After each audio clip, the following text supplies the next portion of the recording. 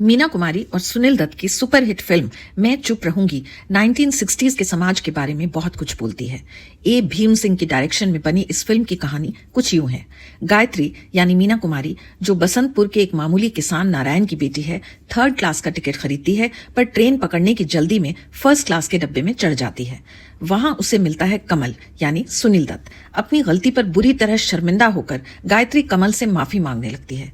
जब उसे पता चलता है कि कमल बसंतपुर के सेठ रतन कुमार के घर जा रहा है, तो वो नाम भर सुनकर खड़ी हो जाती है, क्योंकि डर से नहीं, इज्जत से। मेरे बाबा उनकी प्रजा हैं, खेतीबाड़ी का काम करते हैं। वो कमल को वो पहली ही नजर में पसंद आ चुकी है, लेकिन क्योंकि वो अपने आप को इतनी नीची नजर से देखती है, वो उसे बता नहीं पाता कि वो रतन कुमार का बेटा है।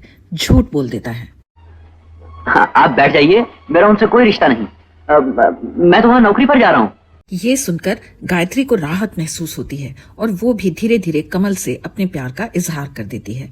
पिता को बिना बताए कमल गायत्री से मंदिर में शादी कर लेता है। उन दोनों का मिलन हो जाता है, लेकिन अगले ही दिन कमल को सिंगापुर जाना पड़ता है। इस बीच उसके पिता रतन कुमार को उन दोनों की शादी का राज मालूम हो जाता है और वो आग बबूला हो जाते हैं। तुम्हें कमल को भूल जाना होगा। भगवान को साक्षी रखकर मैंने उनके चरणों में जगह पाई है। लेकिन पहले ये तो सोच लिया होता कि तू इस जगह के काबिल भी है या नहीं। मैं इस इलाके का जमींदार हूँ और तू एक किसान की लड़की है।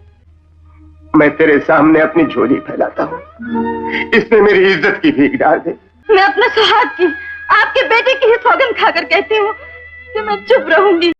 लेकिन गायत्री की मुश्किलें यहाँ खत्म नहीं होती। उसे पता चलता है कि वो माँ बनने वाली है। ये सुनकर उसके गरीब बाप पर मानो बिजली गिर जाती है। इससे तो अच्छा होता कि तू मुझे जहर दे के मार डाल।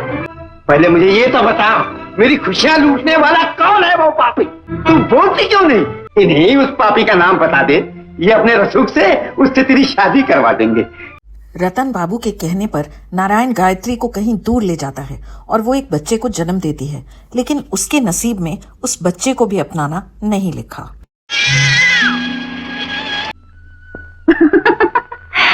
कितना अच्छा बच्चा था।